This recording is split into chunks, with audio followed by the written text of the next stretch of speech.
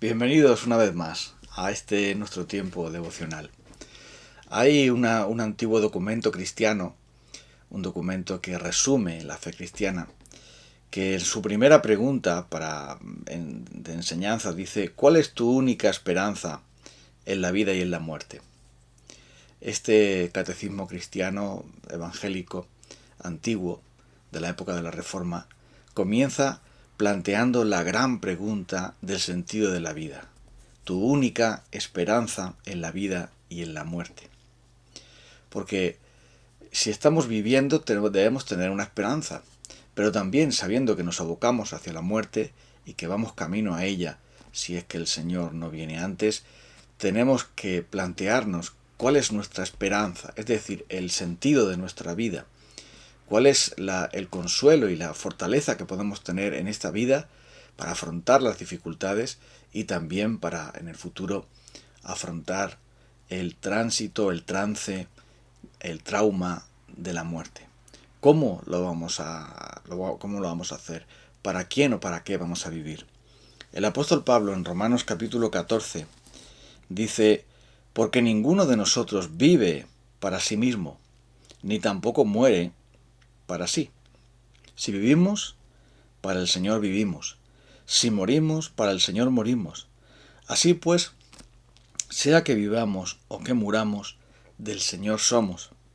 Para esto mismo murió Cristo y volvió a vivir, para ser Señor tanto de los que han muerto como de los que aún viven. El Evangelio es la gran esperanza, fortaleza y consuelo de toda persona, tanto en esta vida como a la hora de enfrentar, como hemos dicho, el aguijón de la muerte. Y lo es porque Cristo es el que se ocupa de todo. Cuando somos de Él, vivimos por Él, entonces toda nuestra esperanza y consuelo, toda nuestra seguridad y protección están en sus manos. La muerte ya no tiene aguijón porque Cristo absorbió todo su veneno y la venció en la cruz del Calvario y en su gloriosa resurrección. El pecado no nos va a destruir como personas, porque ya Cristo también destruyó el poder del pecado y ahora podemos tener libertad en Cristo Jesús y somos llamados a una vida de santidad y el Espíritu de Dios nos está transformando a su semejanza. Pero también tenemos esa esperanza, esa seguridad de que estaremos con Él por toda la eternidad, gozando de su presencia sin ningún obstáculo y disfrutando de todas las cosas que Dios ha preparado para los que le aman. Entonces, nuestra única esperanza en la vida y la muerte es nuestro Señor Jesucristo, es vivir para Él, porque dice: si vivimos, para Él vivimos. Pero este principio de vida, este principio fundamental, lo encontramos aquí en Romanos 14, es el sentido último, final de la vida, porque este principio se aplica a todas las cosas, incluso a nuestra conducta, digamos, más ordinaria. El problema entre los débiles y los fuertes en la fe, el problema de si se podía comer carne o no se podía comer carne, o si se debía o no se debía comer carne sacrificada a los ídolos, y los problemas de conciencia que para algunos tenían en aquella época, el apóstol Pablo dice: no tienes que poner tropiezo, no tienes que traer una polémica y poner un problema a los hermanos por el asunto de la comida y la bebida, porque sencillamente no vives para ti mismo, vives para el Señor, y el Señor es lo más importante, y todo lo que tiene que ver con Él, con su reino, con su iglesia, todo lo que tiene que ver con su obra, debe ser lo más importante para ti, porque para eso Cristo murió y resucitó, para ser tu Señor. No debes vivir para agradarte a ti mismo. No debes vivir entonces para hacer lo que te agrada a ti, lo que te complace, lo que te interesa, y dar rienda suelta a tu egoísmo como si fuera tu Dios, sino que debes vivir para el Señor. Y eso te hará también respetar a los demás, amarles, servirles y olvidarte de ti mismo. Ese es el gran principio de la palabra de Dios. Eso es lo que realmente Cristo hizo cuando Él se humilló de tal modo que se hizo siervo de todos, porque era antes siervo del Padre voluntariamente. Por supuesto, en Jesús nunca hubo egoísmo, en el sentido que lo conocemos nosotros, pero sí estuvo dispuesto a negarse a sí mismo y tomar la cruz por amor a nosotros. Y para eso murió y resucitó, para ser ahora nuestro Señor. ¿Y esto qué significa? El señorío de Cristo, ¿qué significa para nosotros los cristianos? Significa que Él nos rige con su palabra y su Espíritu Santo, y que son sus principios, y no los nuestros, los que han de mover nuestra vida, han de corregir nuestra conducta equivocada, nuestros pensamientos equivocados, nuestras palabras maldichas, y han de motivar también lo que hacemos por amor a Él. Es por este motivo por el que el apóstol Pablo dice: si vivimos, para Él vivimos. Debemos entonces renunciar a nuestra voluntad y someterla siempre a la autoridad de la palabra de Dios. Debemos regular nuestros pensamientos, nuestras costumbres, nuestro tiempo, todo lo que somos y tenemos, nuestros sentimientos, aún nuestros sueños deben ser movidos o deben ser regulados, deben ser controlados por aquel que es nuestro Señor. Y eso es posible hacerlo en la medida en que cedemos nuestro gobierno y cedemos nuestra vida a aquel que murió y resucitó para ser nuestro Señor. Antes éramos esclavos del pecado, éramos siervos de Satanás, éramos esclavos y siervos de este mundo con sus pasiones y deseos que nunca nos satisfacían y que siempre nos esclavizaban y demandaban más y más. Pero ahora somos del Señor Jesucristo, ahora somos de Él y debemos vivir para Él. Y entonces dice aquí: ninguno hay que vive para sí mismo. Y esto es interesante porque antes de conocer a Cristo, aunque pudiésemos amar a otras personas y pudiésemos también respetarlas, pero en el fondo todo eso lo hacíamos para amarnos a nosotros mismos primero, porque nos convenía hacerlo. Nos conviene estar en paz con la familia porque si no nos sentiremos mal. Nos conviene estar en paz con los vecinos y compañeros de trabajo porque esto nos puede acarrear problemas y entonces nos puede quitar la tranquilidad. Nos conviene hacer ciertas cosas para que nuestra conciencia esté tranquila y servir al prójimo y dar alguna que otra limosna, hacer alguna obra piadosa, pero porque nos sentimos mejor. Y lo importante es cómo uno se siente. Recuerdo que en una serie de televisión había un policía que se regía por los principios de la legalidad. Él quería hacer lo correcto siempre, le habían enseñado así. Y él quería siempre actuar conforme a la ley. Pero sus compañeros del cuerpo de policía donde él servía, pues rápidamente se saltaron ese principio cuando vieron que había una injusticia y que por lo tanto ellos debían corregirlo aún saltándose esos principios. Y este hombre decía: no es correcto hacerlo. Y ellos le decían: sí, pero ¿cómo te sientes? Sí, me sentí mejor saltándome los principios para llevar a cabo la venganza justa que nosotros queríamos hacer. Y así funcionamos los seres humanos. Nuestros principios valen, y como decía aquel humorista, aquel actor genial: aquí tengo esos principios y si no les gusta puedo sacar otros. Y en esta vida los principios muchas veces los cambiamos solamente porque nos conviene, porque nos podemos sentir mejor, porque nos podemos sobrellevar mejor nuestras cargas y sufrimientos, o porque nos va a dar mayor satisfacción y mayor tranquilidad. Y así muchas veces utilizamos a las personas y lo bañamos con un baño falso, con un barniz falso de amor, cuando en verdad simplemente es egoísmo, disfrazado de buena voluntad o disfrazado de otras cosas, pero es nuestro propio egoísmo. Pero aquí nuestro Señor Jesucristo nos dice que ese egoísmo debe ser llevado a la cruz para que sea muerto con Él. Por eso hablaba el Señor Jesús de tomar la cruz. Hablaba de morir a nosotros mismos, en el sentido de que el pecado y el egoísmo, que es la fuente de todo pecado, el yo, debía morir para que así pudiésemos vivir la vida abundante que en Cristo nos ha traído. Porque la verdadera vida es ser del Señor, vivir para Él.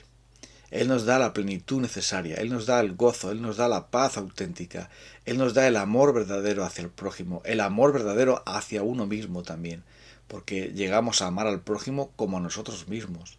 Y es por este motivo, porque Cristo, habiendo hecho todo eso, quiere impartirnos de esa justicia suya, de tal modo que no solamente podamos verle a Él y admirarle a Él, sino que podamos ser como Él, en la medida que somos transformados por el Espíritu Santo. Y entonces aquí dice, ninguno de nosotros vive para sí, ni tampoco muere para sí. La esperanza nuestra en esta vida es que Cristo sea nuestro Señor. Y la esperanza nuestra al enfrentar la muerte para pasar a la vida eterna es que Cristo sea siempre nuestro Señor. Nada ni nadie nos podrá separar del amor de Dios que es en Cristo Jesús, Señor nuestro. Ni la muerte, ni la vida. Porque Cristo Jesús murió y resucitó para ser nuestro Señor. No es algo que nosotros hemos hecho. No es algo que nosotros estamos procurando hacer. No es algo que nuestras buenas obras, nuestras buenas intenciones, que somos buenas personas, que creemos la doctrina correcta, que hacemos lo que es agradable ante los demás, que satisfacemos nuestra conciencia y que los demás pueden aplaudir. No es nada de eso, no tiene nada que ver con eso. Es que Cristo murió y resucitó para ser nuestro Señor. Cristo murió y volvió a la vida para llevar a cabo esa obra de comprarnos, para que pudiésemos ser nuestros. Y es el lenguaje del esclavo que estaba bajo un amo tirano y ahora está con un amo bondadoso que le llena de tal satisfacción que el esclavo quiere quedarse voluntariamente ahí. Hay un ejemplo de esto muy, muy hermoso en el Antiguo Testamento. Había una ley que decía que si el esclavo estaba tan contento en la casa de su señor que llegaba ya su tiempo, porque había estado sirviendo un tiempo para pagar una deuda, y llegaba el tiempo del jubileo, y él podía salir entonces libre, él podía decir a su amo, yo te quiero estar contigo, quiero para siempre ser tu siervo. Y entonces había una ley en la que perforaba el lóbulo de la oreja, y entonces venía a ser para siempre siervo de su señor. ¿Quién podría hacer eso sino aquel que ama profundamente a su amo? Porque cuando te ofrecen la libertad y salir con ciertos bienes, porque nunca podías salir con las manos vacías después de haber servido, si salías con ciertos bienes y podías emprender tu propia vida, ¿cómo es posible que hubiera una ley que contemplara eso? Sencillamente porque habría un trato tan admirable entre el amo y el siervo que éste podría decidir quedarse para siempre como su siervo, ser para siempre su siervo, morir, vivir sirviéndole. Y eso es lo que Cristo ha hecho. Es un Señor tan maravilloso, es un Señor tan extraordinario, es un Señor tan amoroso, tan cuidadoso, tan perfecto, tan atento. Es alguien infinitamente precioso para nosotros. Y entonces decimos, sí, Señor, ya no quiero vivir para mí mismo, ya no quiero vivir para otros, quiero ser tu siervo, quiero para siempre quedarme contigo y nunca más apartarme, porque servirte a ti es puro delicia, es puro deleite, y servir a otros en nombre tuyo, por amor a ti, para tu gloria, es todo para mí. Sea que coma, sea que beba, sea que haga cualquier otra cosa, lo voy a hacer para tu gloria. Aún el trabajo más bajo, más difícil, más duro, más penoso, más triste, se convertirá en un tiempo de adoración, porque sé que a Cristo el Señor sirvo, que lo hago por amor de Él, que Él es el Señor de mi vida, de mi trabajo, de mis pensamientos, de mis palabras, de mis emociones, de mis necesidades, de mis dolores. Cristo es mi Señor. Para eso murió y resucitó, para eso me compró. Y ahora ya que vivo para Él, entonces quiero agradarle. Y no es porque me vaya a salvar, sino porque ya me salvó. No es para ganarme su favor, sino porque precisamente ya lo tengo, a través de la cruz del Calvario.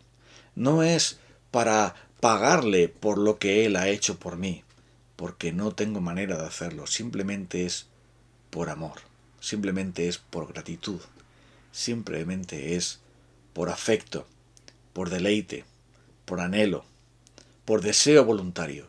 Y esto no lo entiende nadie que no haya nacido de nuevo. No lo entiende nadie que no se haya entregado a Jesucristo para que sea el Señor de su vida. Pero Pablo está hablando a aquellos que sí lo habían hecho. Por eso les dice, hermanos, cuidaos de hacer las cosas con amor, porque sea que vivamos, sea que muramos, pertenecemos al Señor. Ya no vivimos para nosotros mismos, sino para aquel que murió y resucitó por nosotros. Ya no vivo yo, mas vive Cristo en mí. Y lo que ahora vivo, lo vivo en la fe del Hijo de Dios, el cual me amó y se entregó a sí mismo por mí. Vive entonces para Cristo.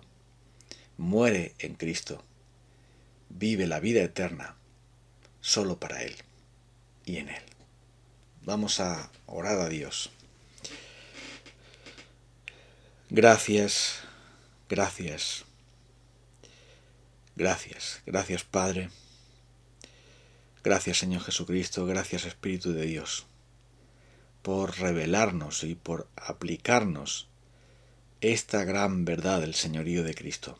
Ahora que somos tus siervos, nunca más queremos apartarnos de ti. Nunca queremos abandonar tu casa, sino servirte por amor, por esa fe que obra por el amor. En Cristo Jesús. Amén. Nos encontramos el próximo día.